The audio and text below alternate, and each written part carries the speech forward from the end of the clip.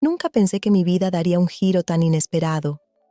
Yo, una mujer casada de 45 años, madre de una hija adolescente, siempre me consideré una persona correcta y fiel, pero el destino tiene formas extrañas de ponernos a prueba y llevarnos por caminos que jamás imaginamos recorrer. Todo comenzó hace unos meses, cuando mi esposo Carlos me comentó que su sobrino Mateo vendría a pasar las vacaciones con nosotros. Mateo tenía 22 años y acababa de terminar la universidad. Yo no lo conocía en persona, solo lo había visto en algunas fotos familiares. Carlos estaba entusiasmado con la idea de tenerlo en casa y mostrarle la ciudad. El día que Mateo llegó, me sorprendió lo atractivo que era alto. De cabello oscuro y ojos verdes penetrantes, tenía un aire de confianza y madurez que contrastaba con su juventud. Nuestra hija Lucía, de 17 años, también pareció notarlo, pues se arregló más de lo habitual para la cena de bienvenida. Esa primera noche, mientras cenábamos, noté que Mateo me miraba de una forma particular. No era una mirada lasciva ni irrespetuosa, pero había algo en sus ojos que me inquietaba. Cada vez que nuestras miradas se cruzaban, sentía un cosquilleo en el estómago. Traté de ignorar esa sensación y me concentré en la conversación. Lucía, sin embargo, no parecía tan cómoda. La vi tensarse cada vez que Mateo me dirigía la palabra o me miraba. Después de la cena, mientras lavábamos los platos en la cocina, mi hija me confrontó. «Mamá, ¿te diste cuenta cómo te miraba Mateo? Es el sobrino de papá. Por Dios, es asqueroso». Intenté calmarla, diciéndole que seguramente estaba malinterpretando las cosas, que Mateo solo estaba siendo amable y que no había nada de qué preocuparse. Pero en el fondo, sabía que Lucía tenía razón. Había notado esas miradas, y lo que más me perturbaba era que una parte de mí las había disfrutado. Esa noche, acostada junto a Carlos, no pude conciliar el sueño. Mi mente divagaba, recordando los ojos verdes de Mateo, su sonrisa, la forma en que sus labios se curvaban al hablar. Me sentía culpable por tener esos pensamientos, pero no podía evitarlo. Los días siguientes transcurrieron con una tensión creciente. Mateo era encantador y servicial, siempre dispuesto a ayudar en casa o a entretener a Lucía. Pero cuando estábamos solos, aunque fuera por unos segundos, el aire se cargaba de electricidad, nuestras miradas se encontraban y el tiempo parecía detenerse. Una noche, Carlos tuvo que quedarse trabajando hasta tarde en la oficina. Lucía había salido con sus amigas y no volvería hasta el día siguiente. Mateo y yo nos quedamos solos en casa. Intenté mantener la distancia, ocupándome con tareas domésticas, pero era consciente de su presencia en cada rincón de la casa. Cerca de la medianoche, me dirigí a mi habitación para dormir. Estaba a punto de cerrar la puerta cuando escuché unos pasos suaves acercándose. Era Mateo. Se detuvo frente a mí, con esa mirada intensa que me había estado persiguiendo durante días. «Tía», susurró, «no puedo dejar de pensar en ti». Mi corazón se aceleró. Sabía que debía detenerlo, decirle que se fuera, que esto estaba mal, pero las palabras no salían de mi boca. En su lugar, di un paso atrás, permitiéndole entrar en la habitación. Lo que sucedió después fue una explosión de pasión contenida. Nos besamos con desesperación, como si hubiéramos estado esperando este momento toda la vida. Sus manos recorrían mi cuerpo con urgencia, despertando sensaciones que creía olvidadas. Yo me entregué por completo, olvidando por un momento quiénes éramos y lo prohibido de nuestro encuentro. Hicimos el amor con una intensidad que me dejó sin aliento. Mateo era apasionado, pero tierno, atento a cada una de mis reacciones. Me hizo sentir deseada, hermosa, viva. Por unas horas, olvidé que era una mujer casada, madre de una adolescente. Solo existíamos Mateo y yo, nuestros cuerpos entrelazados en la oscuridad de la noche. Después, cuando el calor de la pasión se disipó, la culpa comenzó a apoderarse de mí. ¿Qué había hecho? ¿Cómo pude traicionar así a Carlos, a mi familia? Mateo pareció sentir mi angustia. Me abrazó con fuerza y me susurró al oído: no te arrepientas, lo que sentimos es real. Esas palabras, en lugar de consolarme, solo aumentaron mi confusión, porque en el fondo sabía que tenía razón. Lo que había sentido era más real y profundo que cualquier cosa que hubiera experimentado en años. Mateo volvió a su habitación antes del amanecer, como si nada hubiera pasado. Yo me quedé despierta, atormentada por mis pensamientos y emociones encontradas. Los días siguientes fueron una tortura. Intentaba actuar con normalidad frente a Carlos y Lucía, pero cada vez que miraba a Mateo, recordaba nuestra noche juntos. Él, por su parte, mantenía una fachada de normalidad perfecta. Nadie hubiera sospechado lo que ocurría entre nosotros. Una semana después de nuestro primer encuentro, volvió a suceder, y luego otra vez y otra. Pronto se convirtió en una rutina peligrosa y adictiva. Cada noche que Carlos trabajaba hasta tarde, Mateo se escabullía a mi habitación. Nuestros encuentros eran apasionados, intensos, llenos de una conexión que iba más allá de lo físico. Mi historia aún no ha terminado. Por favor, considera suscribirte al canal.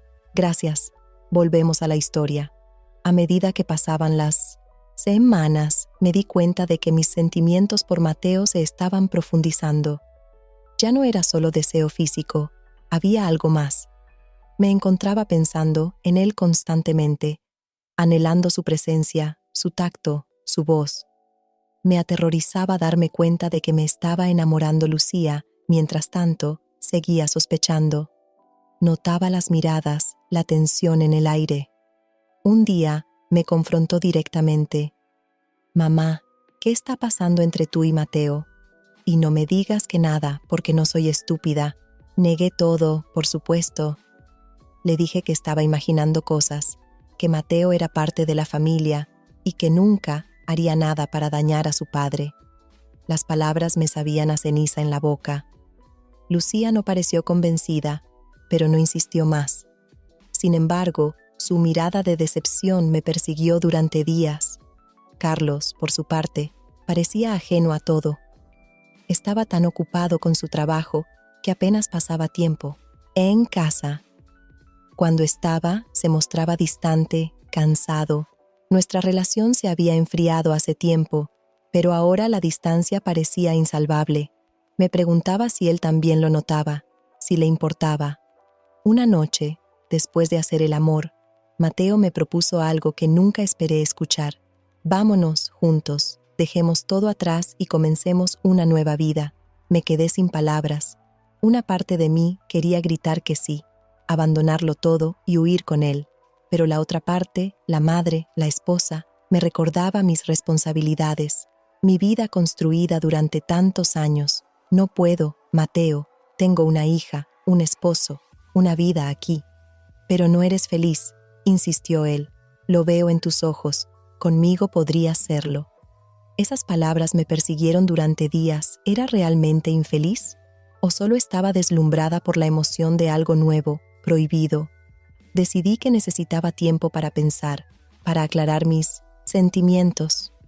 Le pedí a Mateo que no nos viéramos por unos días. Él accedió, aunque pude ver el dolor en sus ojos. Esos días de distancia me sirvieron para reflexionar sobre mi vida, sobre mis decisiones. Recordé los buenos momentos con Carlos, el nacimiento de Lucía, la vida que habíamos construido juntos. Pero también recordé la monotonía de los últimos años, la falta de pasión, la sensación de estar viviendo en piloto automático. Mateo había despertado algo en mí que creía muerto.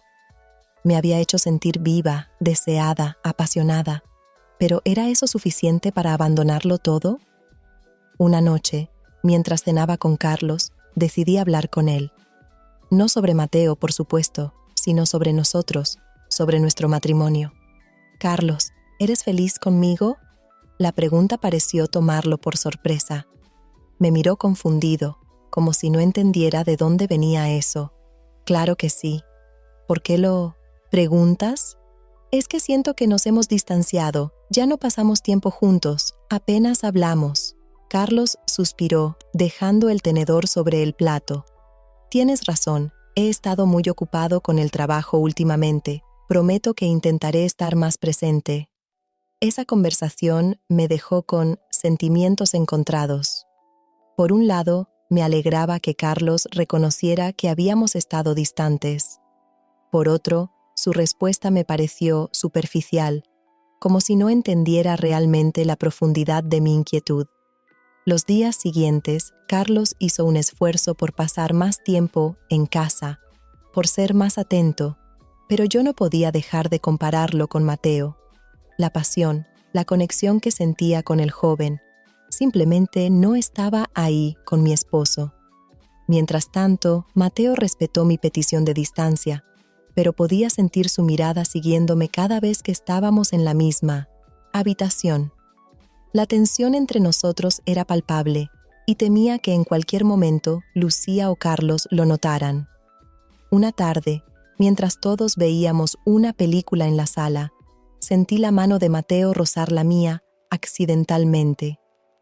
Ese simple contacto envió una descarga eléctrica por todo mi cuerpo. Miré a Carlos, que estaba absorto en la pantalla, y luego a Lucía, que nos observaba con el ceño fruncido. Me levanté apresuradamente, murmurando una excusa sobre preparar más palomitas. En la cocina, intenté calmar mi respiración agitada. ¿Cómo era posible que un simple roce me afectara tanto? Estaba tan perdida en mis pensamientos que no escuché los pasos que se acercaban. «Mamá, tenemos que hablar». La voz de Lucía me sobresaltó. Me giré para encontrarme con su mirada acusadora. «¿De qué, cariño?» «¿Sabes de qué? De ti y Mateo. Ya no puedo seguir fingiendo que no veo lo que está pasando». Sentí que el suelo se abría bajo mis pies. Mi peor temor se había hecho realidad. Mi hija lo sabía. «Lucía, no, mamá, no quiero. Excusas. Quiero la verdad. ¿Estás teniendo una aventura con Mateo?» La pregunta directa me dejó sin aliento. Por un momento consideré mentir, negarlo todo. Pero al mirar a los ojos de mi hija, llenos de dolor y decepción, supe que no podía seguir engañándola. «Sí», susurré, sintiendo cómo las lágrimas comenzaban a rodar por mis mejillas. «Lo siento tanto, cariño». Lucía retrocedió como si la hubiera golpeado. Vi una mezcla de emociones cruzar su rostro: dolor, ira, asco. «¿Cómo pudiste? ¿Cómo pudiste hacerle esto a papá? ¿A nuestra familia?» Sus palabras eran como puñaladas en mi corazón. Quería explicarle, hacerle entender que las cosas no eran tan simples, que yo también estaba sufriendo. Pero ¿cómo explicarle a una adolescente las complejidades del amor y el deseo? «Lucía, por favor, déjame explicarte». «No quiero tus explicaciones», gritó ella. «Eres una mentirosa, una traidora». Sus gritos atrajeron la atención de Carlos y Mateo, que entraron corriendo a la cocina. Carlos miró la escena con confusión mientras Mateo palidecía, comprendiendo lo que estaba sucediendo. «¿Qué está pasando aquí?», preguntó Carlos, su voz llena de preocupación. Lucía me miró, desafiándome a decir la verdad. Por un momento consideré mentir, inventar una excusa, pero sabía que ya no había vuelta atrás. Era el momento de enfrentar las consecuencias de mis actos.